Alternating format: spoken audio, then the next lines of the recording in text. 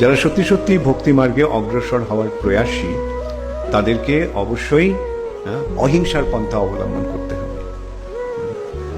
অহিংসা, হিংসা তার একটা মস্ত বড় রূপ হচ্ছে পশু হত্যা, পশুর প্রতি হিংসা। যারা আমাদের পক্ষে কোনো অন্যায় করেনি, আমাদের কোনো ক্ষতি করেনি, তাদেরকে অনর্থক মেরে ফেলা। কেন? তাদের মাংস আহারের জন্য। এই মাংস আহারের জন্য যে পশুবধ, সেটা হিংসাত্মক কার্য। অন্য কোনো ব্যক্তিকে হত্যা করা, অন্য কোনো প্রাণীকে হত্যা করাটাই হচ্ছে হিংসা। এখন যারা এই অহিংসার পথ অবলম্বন করতে চায় বা যারা ভক্তির পথে অগ্রসর হতে চায়, তাদের অহিংসার পন্থা অবলম্বন করা অবশ্য কর্তব্য।